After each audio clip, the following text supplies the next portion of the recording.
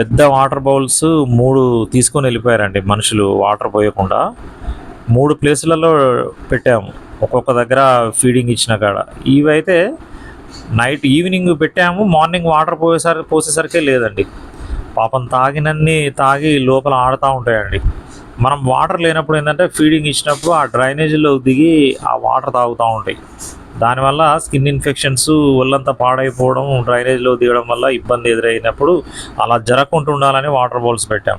ఇక్కడ లేదు, ఫెసిలిటీ లేదని ఒక బకెట్ పెట్టాను. ఆ వాటర్ అవి దాహంతో ఇబ్బంది పడడం చూసి బకెట్ తీసుకొచ్చి పెడితే ఒక పూటే మార్నింగ్ పెడితే ఈవినింగే లేదు. ముఖ్యంగా ఈ ప్లాస్టిక్ ఏరుకునే వాళ్ళండి అవి తీసుకొని వెళ్ళిపోతున్నారు. ప్లాస్టిక్ ఏరుకునే వాళ్ళు కాదు, ప్లాస్టిక్ ఏరుకునే వాళ్ళు అనడానికి ఏముంది, ఇప్పుడు ఇంత పెద్ద వాటర్ బౌల్స్ కూడా తీసుకొని వెళ్ళిపోయారు. ఇవి ఆవులకి, గేదెలకి, మంకీస్కి అన్ని దేనికైనా యూజ్ అవుతాయి అని. ఈ బౌల్స్ లేకపోతే ఏంటంటే అన్నం తిన్నప్పుడు ఆ డ్రైనేజ్లో దిగుతున్నాయండి. అంత పెద్ద డ్రైనేజ్లో దిగి మురికి నీళ్ళతో పైకి వస్తున్నాయి. ఆ నీళ్ళు తాగడం వల్ల వాటికి ఆరోగ్యాలు పాడైపోయి స్కిన్ ఇన్ఫెక్షన్తోనే సఫర్ అవుతున్నాయండి.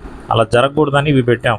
మనుషులు ఏముందండి, ఎంతో జ్ఞానం ఉంటుంది కదా, ఏ పర్పస్ పెట్టారు ఏందనేది వాళ్ళకి అనవసరం అండి. వాళ్ళు మొత్తమే బ్రతకాలి భూమి మీద.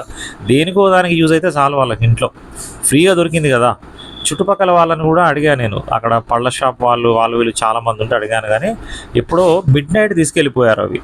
డే టైం అయితే అందరు ఉంటారు చూస్తారు, కానీ మిడ్ నైట్ తీసుకొని వెళ్ళిపోయారు. వాటర్ పోద్దామని వెళ్ళేసరికి 3 చోట్ల బౌల్స్ లేవండి. అంత పెద్దది తీసుకెళ్లాలన్నా ఏదైనా వెహికల్ తీసుకొచ్చి తీసుకెళ్ళాలి. అంత గొప్పగా ఉన్నారండి మనుషులు. 90% మనుషులు ఇలాగే ఉన్నారు.